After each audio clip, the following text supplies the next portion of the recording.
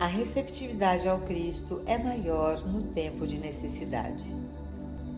Assim, quando temos uma abundância de prata e ouro, somos bem supridos de aliados, temos arquivos cheios de tratados de um tipo ou de outro, e por dependermos deles, não somos receptivos ou responsivos ao Cristo, ao Espírito de Deus que foi plantado dentro de cada um de nós no princípio, quando fomos feitos à imagem e semelhança de Deus e que é parte do nosso próprio ser. A consciência que está preocupada com seus negócios, seus prazeres e seu conforto nunca tem tempo ou lugar para uma receptividade ao Cristo. Frequentemente, é somente quando estamos deprimidos, desencorajados e desanimados de espírito, esgotados nas finanças, pobres de saúde e fracos na moral, que finalmente começamos a dar lugar ao Cristo. O Cristo, portanto, na realidade, nasce em um estábulo, isto é, na parte mais baixa de nossa consciência. E é aí que temos de começar nossa busca e continuar, até que o menor vislumbre da realidade espiritual nos seja dado. É nesse ponto que geralmente cometemos um erro. Recebemos alguma evidência do Cristo dentro de nós, a cura de uma condição física, mental, moral ou financeira, e em nosso entusiasmo, nos apressamos em comunicá-lo ao mundo, muitas vezes pouco percebendo que o mundo como um todo não se importa nem um pouco com isso e não pode nem mesmo entender ou acreditar. As Escrituras dizem: mesmo que vejam sinais e maravilhas, não acreditarão. E ainda assim, a primeira vez que somos curados de um resfriado ou de alguma outra doença menor, ficamos tão agradecidos e tão ansiosos para contar sobre isso, tão empolgados que até esperamos que o mundo acredite. Mas a Escritura nos adverte novamente para levar o menino e sua mãe fugir para o Egito e ficar lá até que eu traga a palavra. Leve o menino Jesus à escuridão e esconda-o do mundo. Não revele este Cristo que foi revelado a você. Não tente dar isto a este mundo. Não tente ser um benfeitor. Não tente salvar o mundo. O mundo não quer ser salvo mais do que você queria ser salvo quando você era saudável e próspero e tudo ia bem. O mundo aceitará o Cristo quando o mundo estiver suficientemente necessitado dele. Os hebreus, sob o faraó, aceitaram Moisés, mas a necessidade deles era grande. Os hebreus sob César aceitaram Cristo, também porque a necessidade deles era grande. E assim, todo este mundo aceitará o Cristo quando sua necessidade se tornar grande o suficiente. Alguma evidência disso está se tornando aparente, porque nos países que experimentaram os maiores problemas, encontramos a maior receptividade e resposta a este trabalho. Existe em cada um de nós este infinito invisível, que no misticismo cristão é chamado de Cristo ou Espírito de Deus no homem. É o pão, a carne, o vinho e a água, é o nosso sustento e suprimento. Nenhuma mudança ocorre em nossa vida exterior, exceto em proporção à nossa consciência da presença e do poder interiores. Mas à medida que despertamos para este Espírito dentro de nós, isso torna-se a própria substância, vida, lei e atividade de nossa experiência no exterior. Portanto, não devemos pensar sobre as coisas do mundo exterior. Devemos buscar a compreensão dessa presença interior e então deixar nosso mundo exterior ser renovado e ressuscitado. A rejeição do Cristo.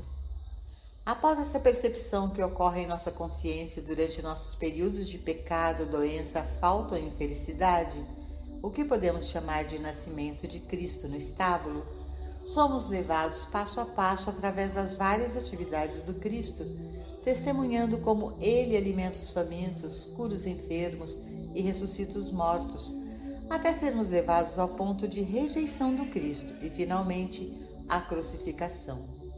Essa rejeição do Cristo não é um evento histórico, é um acontecimento pessoal que ocorre na experiência de cada indivíduo que tenha alcançado uma pequena medida do Cristo.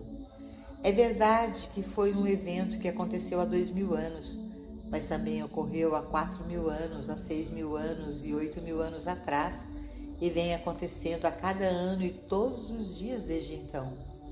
Por mais inacreditável que pareça, todo estudante espiritual do mundo que recebeu Cristo, em algum momento ou outro, chegou a um ponto de rejeitá-lo. Independente dos milagres realizados na vida de uma pessoa, ainda chega um momento de tentação, um momento de rejeição.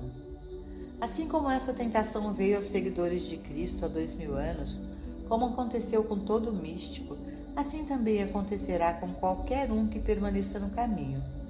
Conforme o Cristo começa a operar em nossa consciência, traz vida humana um pouco melhor, cura nossas doenças físicas, alivia-nos da pobreza ou nos tira da falta e limitação, começa a melhorar algumas das nossas relações humanas, nos traz um maior senso de companheirismo. Do ponto de vista humano, parece que agora descobrimos algo como a lâmpada de Aladim, e tudo o que precisamos fazer para tornar nossa experiência humana melhor, melhor e melhor, é desejar e esfregar a lâmpada. Chega a hora em que a compreensão interior revela que a verdadeira função do Cristo não é apenas tornar nossos corpos menos dolorosos, nossa experiência mais harmoniosa, ou aumentar a quantidade de nossa renda. Isso é apenas o estágio do jardim de infância da experiência do Cristo. Pouco a pouco, começamos a aprender algo sobre o que Jesus quis dizer quando disse que seus seguidores devem deixar tudo por sua causa. A menos que comecemos a desistir da fé, da confiança e da esperança no mundo exterior, a menos que cheguemos ao lugar de renunciar ao que o Mestre chamou este mundo, mesmo um mundo bom, não poderemos entrar no reino espiritual. Meu reino não é deste mundo, e mesmo que esse mundo se torne saudável, rico ou pacífico, ainda há outro lugar para nós. É meu reino, e é um mundo composto de padrões totalmente diferentes, até mesmo daqueles melhores padrões humanos. Isso nos leva a essa passagem desconcertante na Escritura, onde Jesus reconhece que João Batista é um homem santo. Entre os que são nascidos de mulheres, não surgiu nenhum maior do que João Batista. Não obstante, aquele que é o menor no reino dos céus ainda é maior do que ele.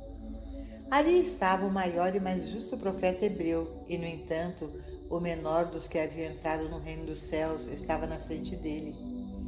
Quando alcançamos um senso de justiça e estamos vivendo sob a lei, obedecendo aos 10 mandamentos, e estamos começando a experimentar uma humanidade saudável e harmoniosa, achamos que chegamos, mas nem sequer nos aproximamos do mínimo daqueles que atingiram a consciência espiritual. Quando nos defrontamos com a necessidade de abandonar a ideia de apenas melhorar nossa humanidade, de esquecer por enquanto se estamos desfrutando de boa humanidade ou chafurdando em péssimo estado humano, de estarmos despreocupados, se momentaneamente temos ou não temos problemas, em vez disso, irmos direto ao centro para buscar não o que devemos comer ou beber, mas o reino de Deus e sua justiça, chegamos ao ponto da decisão. Aqueles de nós que não estão dispostos a abandonar nossos modos humanos, voltam-se para nossa condição humana, nossa saúde humana e nosso bem humano, e o Cristo é rejeitado e crucificado, deixado e esquecido. Porque tentamos continuar demonstrando meramente o bem humano, muitas vezes chegamos ao ponto da rejeição ou crucificação do Cristo dentro de nós. Mas quase simultaneamente com essa tentação, vem a oportunidade de experimentar a ressurreição. Esta oportunidade surge porque percebemos que agora que alcançamos a saúde, o suprimento, o companheirismo e todo o bem humano, permanece um vazio dentro de nós, há uma falta, algo está faltando. Então é que o Cristo é ressuscitado dentro de nós, levantado do túmulo do esquecimento ou da rejeição em que nós o lançamos, e mais uma vez ele ganha vida em nós, para nos mostrar que a ascensão está logo adiante. Nesta forma ressuscitada, testemunhamos a plena atividade do Cristo. Vemos que o Espírito de Cristo dentro de nós anda através de portas fechadas e através de paredes, não é morto por balas, bombas ou facas, nunca é destruído e, independentemente das circunstâncias humanas que nos cercam, em 3 dias, a qualquer momento, o Cristo pode levantar toda a nossa experiência e elevá-la a uma forma ressuscitada, que pode produzir carne e beber espiritualmente, que pode provar que não é formado de matéria ou limitado por condições materiais e crenças materiais, que está acima das limitações do sentido humano, do senso pessoal, e que tem uma vida espiritual que é automantida e autossustentada. É verdade que ainda estamos deste mundo, mas não somos mais dele. Nós participamos de seu bem, mas não na medida em que fazíamos antes, mas sim através deste Espírito ressuscitado que agora domina completamente nossas vidas e culmina na experiência descrita por Paulo. Vivo, não mais eu, mas Cristo vive em mim. Exteriormente somos carne e sangue, e exteriormente desempenhamos as mesmas funções em nossos negócios, profissão ou qualquer que seja o nosso trabalho, mas tudo está acontecendo por causa de uma atividade interior, um espírito interior, por meio do qual toda a nossa vida humana floresce.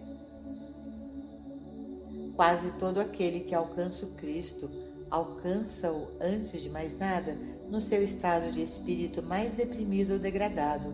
E como ele se prova em sua experiência e lhe restaura os anos perdidos dos gafanhotos e lhe provê saúde e provisão, leva-o àquele ponto de realização onde ele sabe que não é suficiente para o Espírito de Deus lhe dar alojamento e 3 refeições por dia. Ele deve ir mais fundo e abandonar até mesmo o bem humano, mas é neste ponto que o Cristo é rejeitado. Uma rejeição geralmente tomando a forma de adiamento, adiando aquele dia para que o bem humano possa ser desfrutado um pouco mais. Oh sim, ele se garante que ele virá a Cristo em breve, muito em breve. Ele entrará em profunda meditação e viverá através do Espírito exclusivamente. Não agora, mas logo. Então, em meio a essa hesitação e tentativa de adiamento, vem um período de esterilidade em que ele pode ter uma abundância de todo o bem que existe na terra, mas apesar de tudo isso, ainda há uma incompletude, uma falta de cumprimento. Esse período de esterilidade é seguido por uma aceitação da ressurreição em uma completa e plena disposição para deixar o Cristo conduzi-lo à experiência real da vida de Cristo. A vida de Cristo na Terra é uma vida muito diferente de apenas um modo de vida humano feliz. Existem diferentes padrões para essa vida, diferentes modos e meios de expressão. Não há mais uma busca por eu ou meu, mas sim uma liberação de todo o sentido pessoal. O Cristo dissolve todo o mal. Nós trazemos esta vida para nós, vivendo conscientemente em unidade com Deus. No mundo humano, existem maneiras de adquirir o bem pelo nosso trabalho, pelo nosso planejamento honesto ou permissivo e desonesto. Mas ter tudo de que necessitamos, mais as 12 cestas cheias que sobram todos os dias, é um estado que se chega apenas através de meios espirituais, através da realização de nossa consciência de unidade com Deus, de viver e mover continuamente e ter o nosso ser na realização de Deus. Mas estas 12 cestas cheias não são para você, nem para mim. Essa abundância é para qualquer um que abra sua consciência para a percepção e realização da onipresença. Os céus, a terra, o ar e as águas abaixo da terra estão cheios da glória de Deus, e isto para o benefício de toda a humanidade. Reconhecer a natureza universal da abundância de Deus é orar por nosso próximo, reconhecer o direito de nosso vizinho à mesma abundância que está em nossa mesa, até mesmo o vizinho que momentaneamente pode ser nosso inimigo. Estamos orando pelo nosso inimigo quando percebemos que a graça de Deus preenche esta terra e que está disponível para todos aqueles que não confiam mais em cavalos e carruagens, que não depositam mais sua fé em prata e ouro, mas no Espírito do Senhor Deus que está dentro deles. Essa vida espiritual, essa vida de Cristo na terra, é aquela em que não pensamos mais nas bênçãos de Deus para nós ou para nossa família, ou mesmo para os seguidores de nossa forma de adoração escolhida, mas é uma em que nós reconhecemos a graça de Deus na terra em que oramos para que o bem de Deus seja igualmente compartilhado por todos os que menos reconhecem essa disponibilidade para todos. Há uma diferença entre orar pelo meu bem e orar pela aceitação do bem de Deus universalmente e impessoalmente expresso. Uma diferença que deve ser seguida em todos os detalhes de nossas vidas. Você se lembra de que, quando Safira e seu marido tentaram reter suas posses do bem coletivo, Pedro lembrou-lhes: não mentistes aos homens, mas a Deus. Assim eu também, sempre que testemunhamos injustiças ou crueldades nesta terra, temos o direito também de dizer em nossas orações: você não fez isso comigo, você não fez isso ao meu próximo ou à minha nação, você fez isso a Deus. E quando assim o impersonalizamos, começamos a destruir o mal e a injustiça. Impersonalize cada erro e qualquer que seja sua natureza. Isso não está acontecendo com os chineses, russos ou africanos. Isso é um pecado contra o Espírito Santo. Qualquer ato de injustiça ou crueldade não é um pecado contra você, eu ou a humanidade. É um pecado contra a liberdade, a justiça, a igualdade, o que significa que é um pecado contra Deus. Você e eu devemos nos ater nessa compreensão e pararmos de tentar viver a vida do ponto de vista pessoal. A vingança é minha, eu retribuirei, diz o Senhor. Não é a sua nem minha. Nós não temos que buscar vingança nesta terra contra ninguém ou contra qualquer nação. Tudo o que temos a fazer é despersonalizar o mal, percebendo que nenhuma arma que se levantar contra ti prosperará, e toda língua que se levantar contra ti em juízo, tu deverás condenar, porque não é apontada ou levantada contra nós, é contra o Cristo, contra a nossa vida espiritual e identidade. Mesmo que uma espada pudesse cortar nossa experiência humana, isso não nos exterminaria. Portanto, não é realmente destinado à experiência humana. É voltado para o próprio Cristo, assim como a rejeição de Jesus pelos hebreus não foi uma rejeição de Jesus, o homem, mas do Cristo. Quando ele não estava mais na terra e não havia ser humano para o duvidoso ou cético rejeitar, a rejeição da verdade que Jesus ensinou ainda continuou naqueles dias, assim como acontece hoje. Embora os moinhos dos deuses triturem devagar, ainda assim moem extraordinariamente fino. Toda rejeição da verdade, todo mal e injustiça eventualmente chegam ao fim, mas seu fim teria sido acelerado se ao mundo tivesse sido ensinado nesses últimos 2000 anos essa grande e maravilhosa verdade de que nenhuma arma que se levantar contra o homem prosperará. Porque não é levantada contra o homem, mas contra o Cristo, e o Cristo é esse Espírito que dissolve o pecado, a doença e todas as fases e formas de mortalidade, do sentido mortal ou consciente.